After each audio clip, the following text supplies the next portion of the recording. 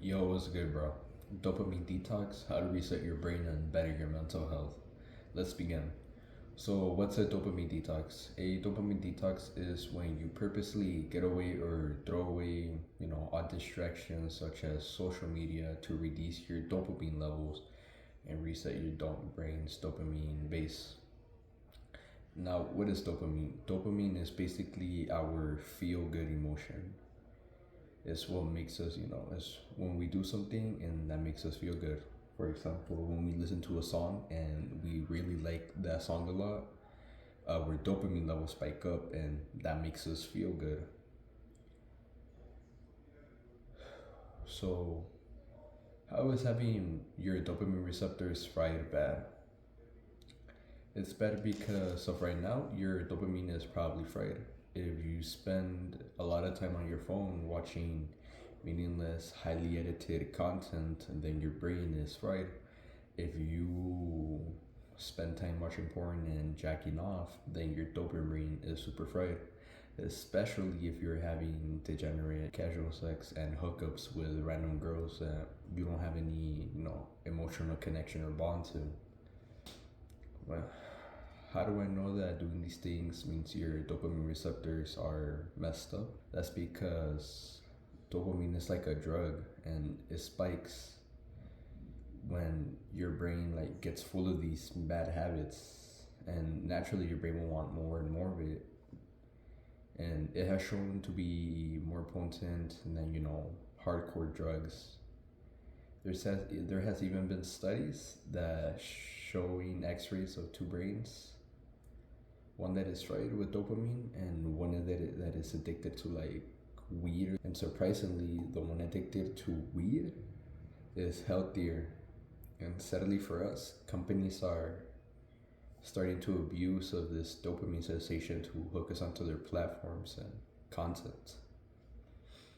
And they do this by using highly edited videos with a bunch of flashing lights and fast switching images and colors to give your brain a high dopamine dosage that makes your brain go, damn, this feels really good. Let's watch another one in hopes of getting the same feeling that you just did. And this spirals down into a circle that throws you into an even deeper rut. And they slowly do this, and you just go into a rabbit hole that goes deeper and deeper as time goes on.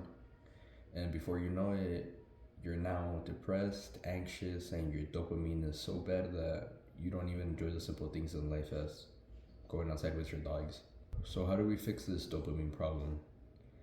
When trying to fix our dopamine addictions, it's important to simply switch our brains off, switch off our brains thinking, and just do the task that will better our mental health and mental capacity.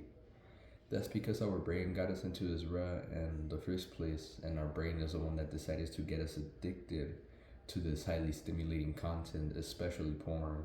So our brain, clearly can't be trusted when taking important decisions like these. As an actionable step right now, I want you to turn off your brain, because what I'm going to say will make your brain, start bullshitting and start to make excuses and cope so that you don't get rid of these things. Something important I want you to remember is that your brain can't be trusted. After all, your brain made you eat the bag of chips, is the one that convinced you to jack off even though it's bad for your health.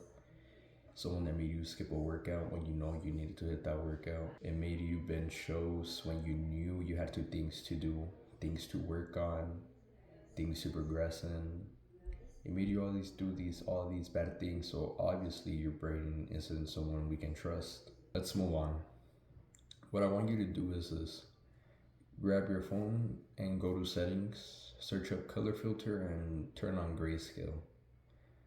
Doing this will literally take away all the color and everything in your phone.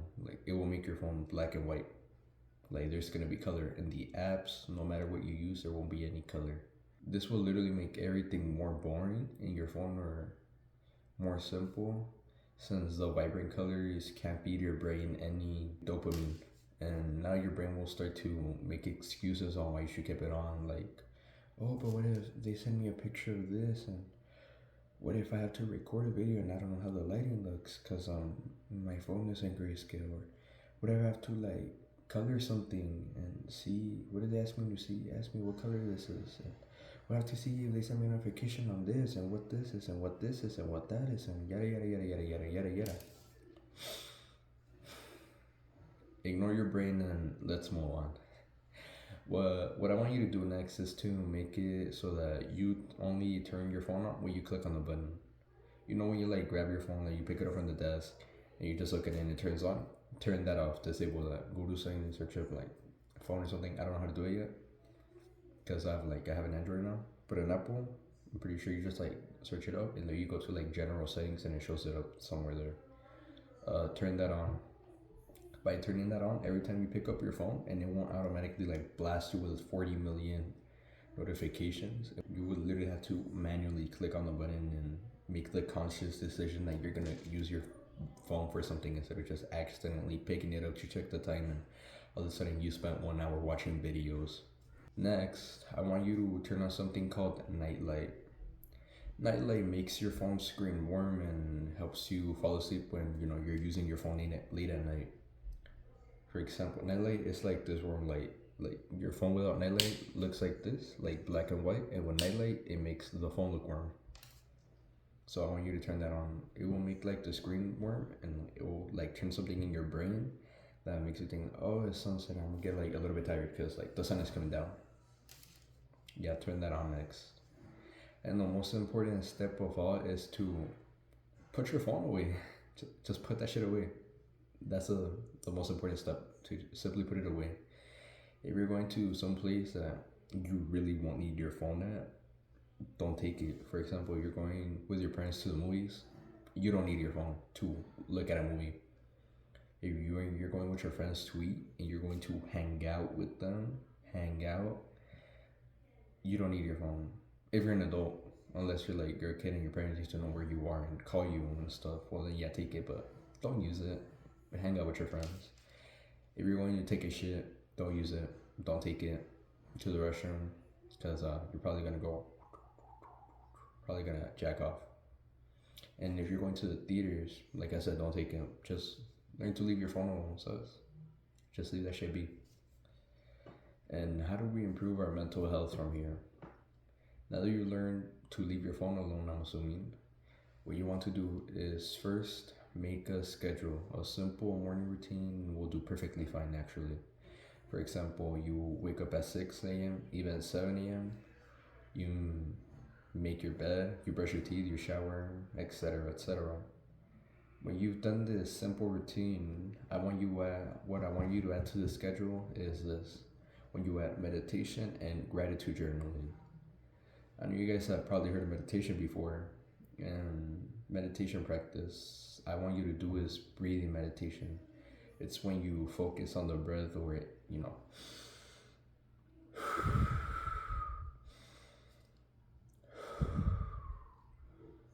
when you focus on the breath, your body goes into a present state, and that means that you're living in the present moment, that there's no current thoughts in your head and you're not anxious and you're not thinking about something that would happen in the future. Like you're actually sitting here listening to this video instead of sitting here listening to this video but thinking, damn,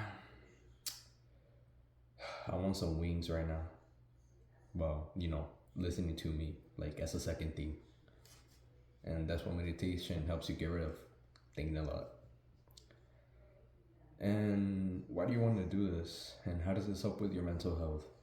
In modern society, we're so stuck in our heads that causes us to become anxious about everything instead of just being in the present moment and living in life.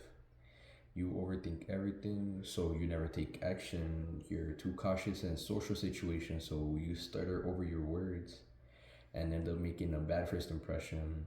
You think about all the bad possibilities that could happen in that place you're in instead of the good ones, so you never end up asking the girl who, could have been something beautiful in your life.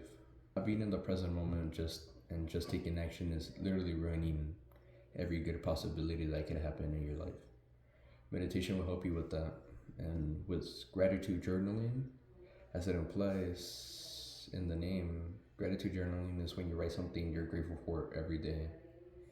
For example, I'm grateful, for having a good family. Grateful for having a mom and a dad. I'm grateful for living in a house. I'm grateful for having clothing. I'm grateful for drinking water. I'm grateful for a water bottle. I'm grateful to have a flashlight or a lamp in this case. I'm grateful there's sunlight. I'm grateful I have a window. Random stuff that you're happy about. And how does being grateful for things helping your mental health get better? Writing something you're grateful for every day will make your brain start thinking positively instead of negatively, and that positivity will spread to other things, whether it be relationships with friends, families. It'll spread to your work and sports. It will make you a nicer person and someone that people will want to hang around. Being grateful will allow you to enjoy the simple things in life, and you'll be more appreciative for the things that happen in your life, whether they're good or bad. And that's how you use dopamine detox to improve your mental health. I love you. Take care.